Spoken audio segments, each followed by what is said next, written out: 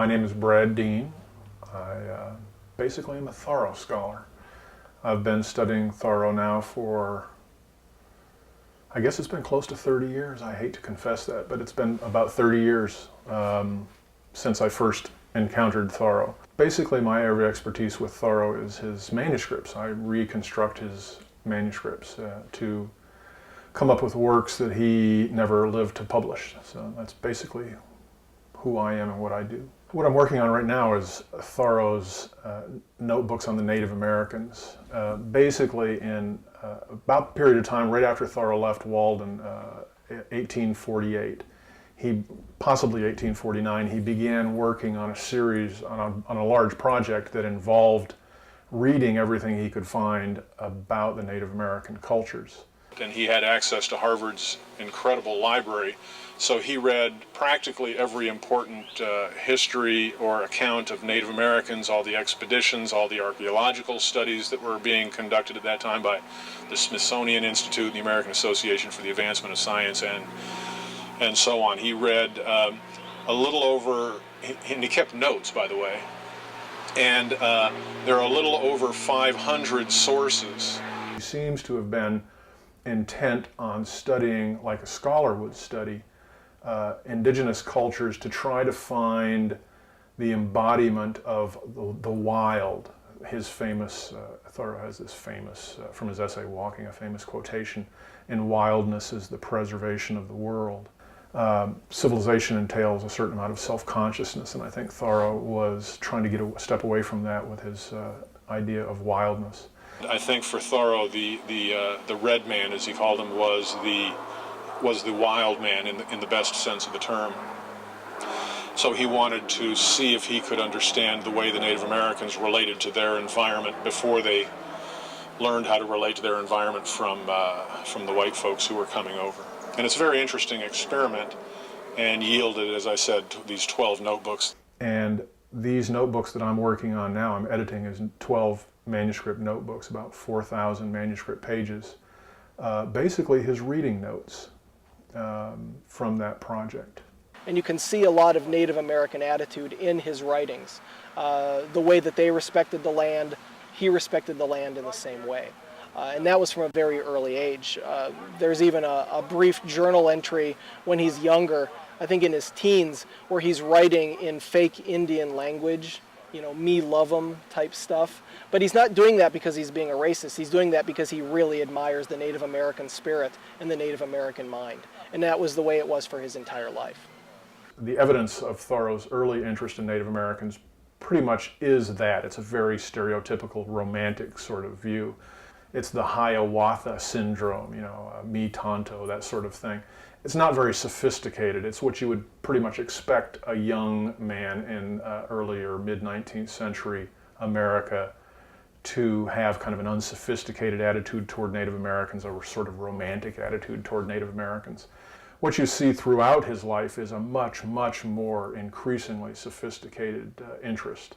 His interest towards the end of his life is very, very, even beyond scholarly. He wants to know, he's adamant about getting his mind around what Native Americans are really like in Native American culture. Not the way they actually were, well, in addition to the way they actually were in mid-19th century America, but also ante-Columbian, before Columbus discovered the New World. Now, if you think about it, in a sense, it's kind of impossible to do that, of course, because you have to rely on there's oral traditions, I suppose, in the Native American cultures.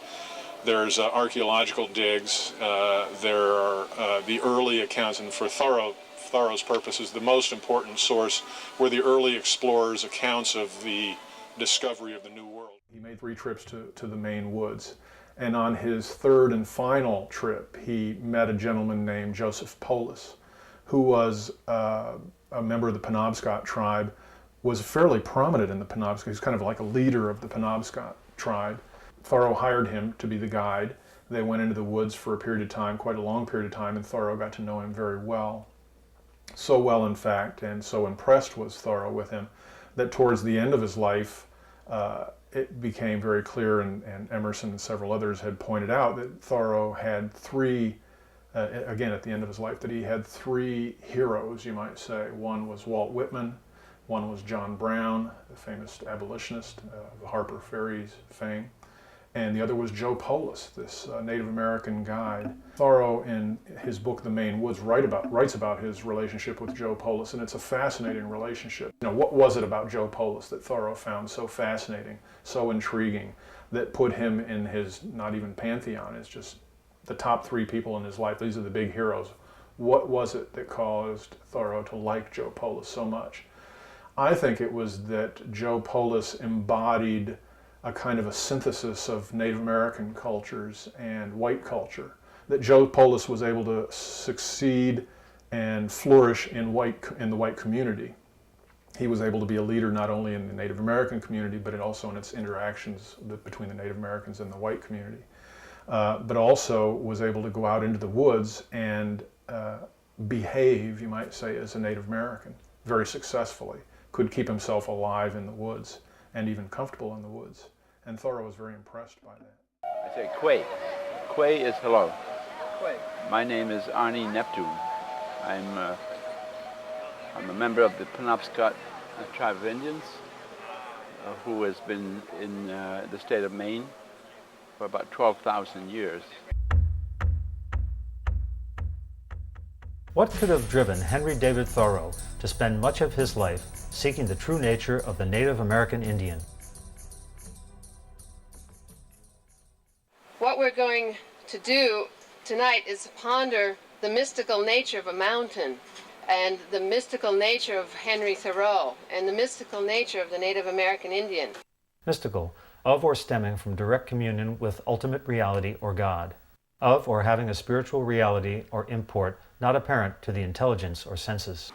The future is the key, and I have a sense of the incredible potential of the love in the human heart and the love in all of creation. I will ask you to ponder the pieces of the puzzle we're going to offer you here tonight and see if there might be a perspective from which we can open our hearts and minds and become peace and justice and freedom, all those things that we're carrying in this flag that we're waving these days.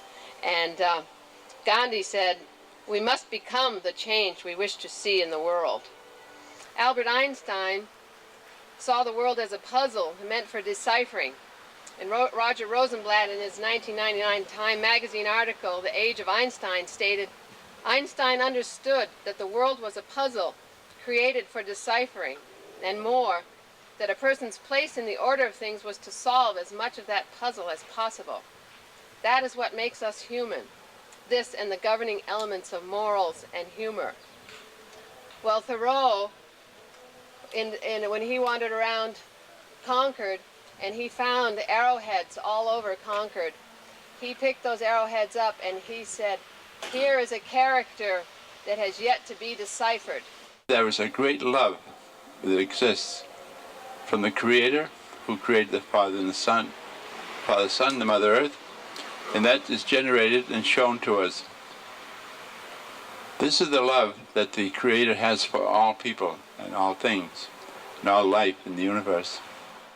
I think that the main thing that attracts me to Henry Thoreau is his rebelliousness, his ideas that he wants to question all authority.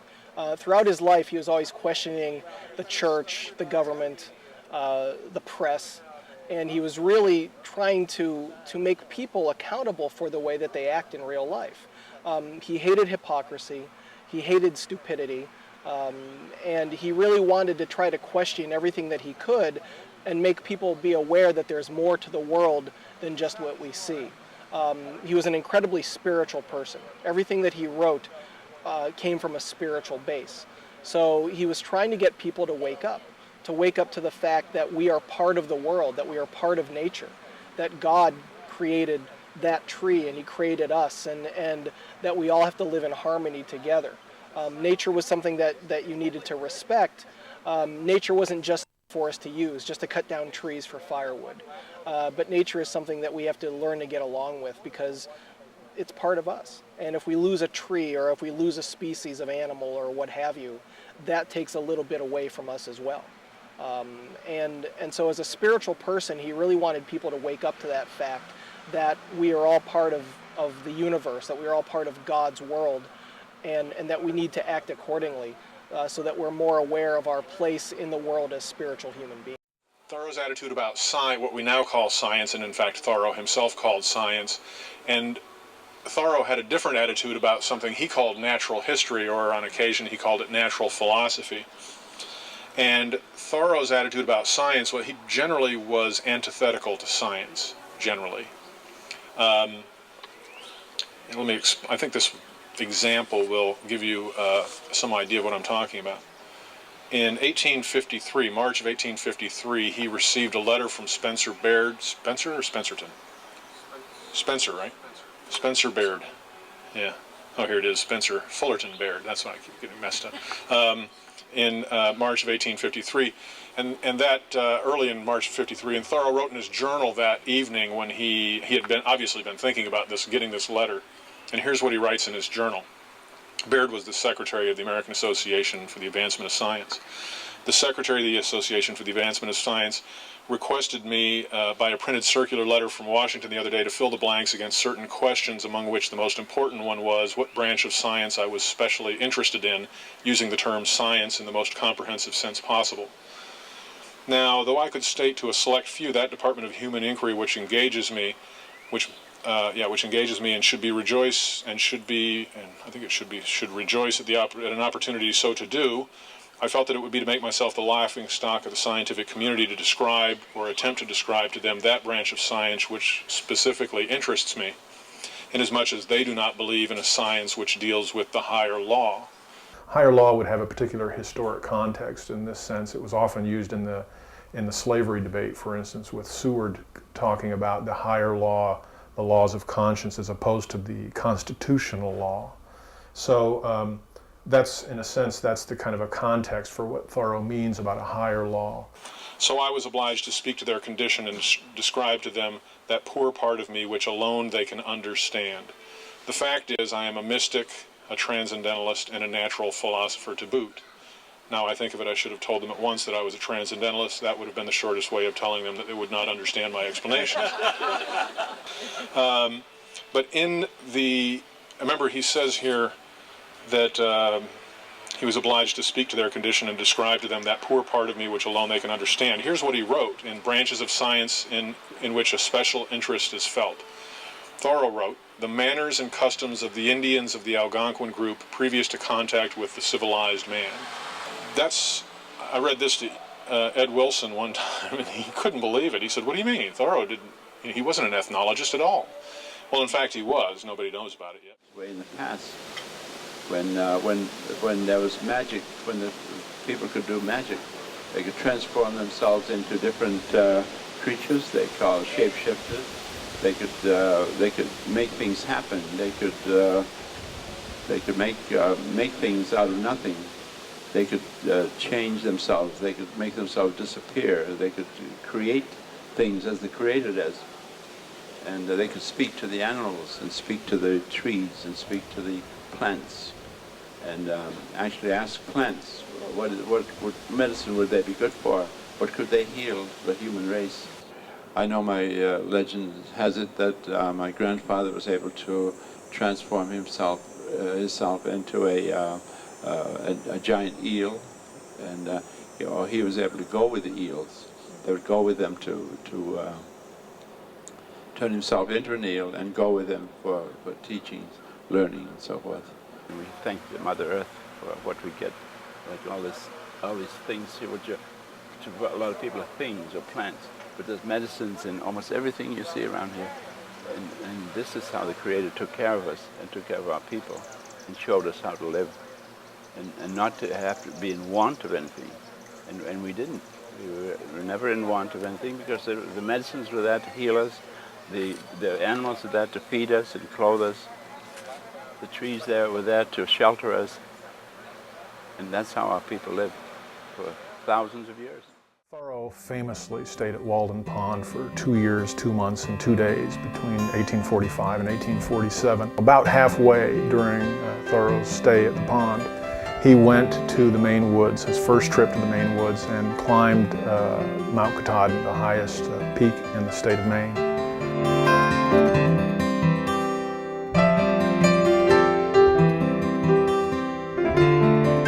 And it's interesting to see what he has to say.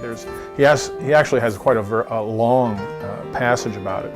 But what I'd like to do is just read what I regard as the most critical component of this long passage. Among Thoreau scholars, it's fairly well known as the contact passage, and you'll see why in a moment. I stand in awe of my body, he writes. This matter to which I am bound has become so strange to me. I fear not spirits, ghosts of which I am one, that my body might, but I fear bodies. I tremble to meet them. What is this Titan that has possession of me? Talk of mysteries, think of our life in nature, daily to be shown matter, to come in contact with it. Rock, trees, wind on our cheeks, the solid earth, the actual world, the common sense. Contact, who are we? Where are we?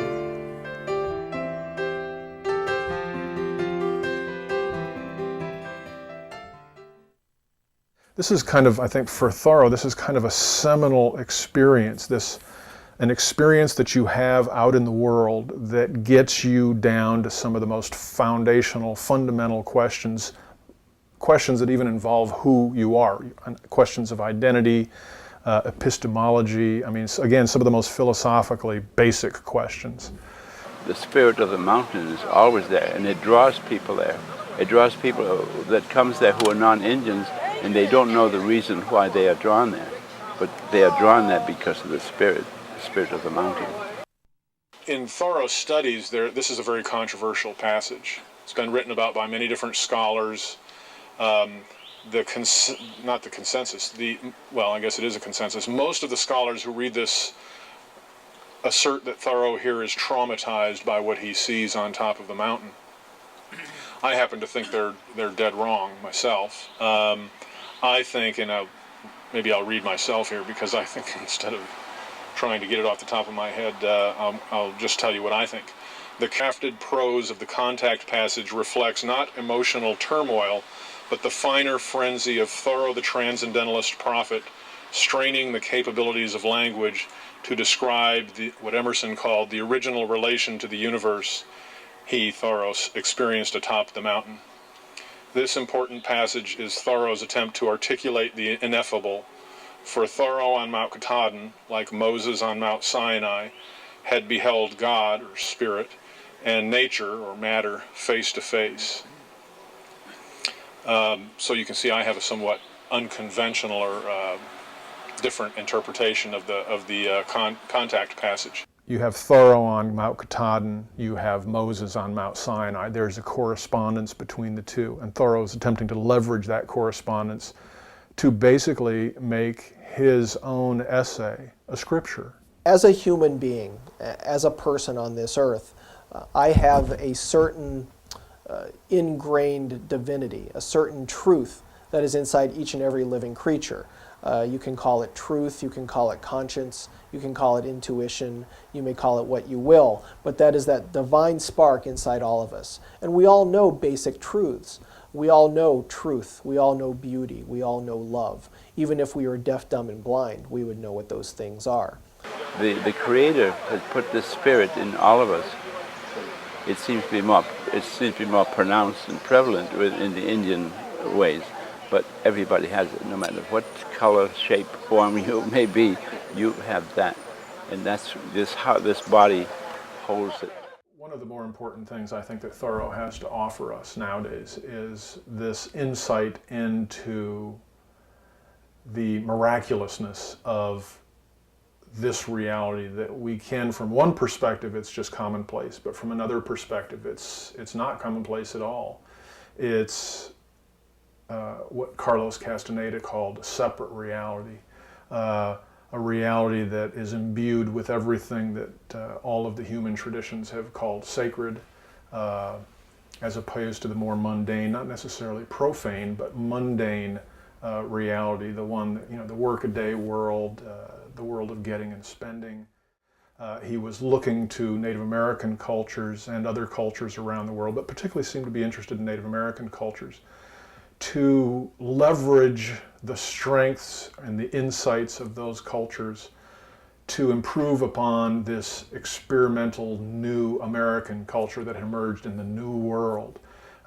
He wanted, as he said, to keep the New World new, and to do that he wasn't being necessarily revolutionary, although I think it's fundamentally revolutionary, but he was drawing on existing or pre-existing cultures and insights, the Judeo-Christian cultures and insights, the Native American cultures and insights, taking those and bringing them together in a dynamic mix that worked for him and that he appears to have thought would work for the rest of the country. A lot of people misinterpret, not a lot, but a few people, in my opinion, misinterpret what Thoreau's about by calling him an anarchist. Many anarchists say that Thoreau is sympathetic to our point of view, that he wants no government, when in fact, right at the very beginning of Civil Disobedience, he says, I do not ask at once for no government, I want at once a better government. So it's not that he's an anarchist, quite clearly. An anarchist is not, I don't think anarchists can claim Thoreau. What Thoreau is basically suggesting, and I think Thoreau's real view toward government is, he says that government is best which governs least, and followed out, that government is best which governs not at all. And then he puts a period at the end of that sentence, but really to understand what he's talking about, what you need to do, in a sense, if you don't mind me putting a parenthesis to Henry David Thoreau, what you need to do is say, that government is best which governs not at all, in parentheses, because in such a government, all the citizens govern themselves. That's key. What Thoreau wants is self-governors. Everyone is their own king and governor, and Congress and Senate, and you do not need laws to oppress you because you have a law inwardly that manifests itself in your conduct outwardly. So that's what Thoreau's idea of government is, not anarchism. It is basically, at the most individual level, self-government. The heart of Walden, the really important part, comes later with the exploration of the inward mourning, to use, the inward journey, the inward voyage. It's all inward, it's all spiritual, it's all at that level of the higher law that really is important for Thoreau. When you talk about law as opposed to conscience, what you are really talking about is higher laws. It's an ethical awakening. He's not talking about a physical awakening and getting up in the morning and raising your head out of the bed. That's not what he's talking about. He's talking about the effort, as he puts it, to throw off sleep, moral lethargy, the effort to become truly alive. To be awake is to be alive. I have never yet met a man who is quite awake. We must learn to reawaken and keep ourselves awake, not by mechanical aids, but by an infinite expectation of the dawn.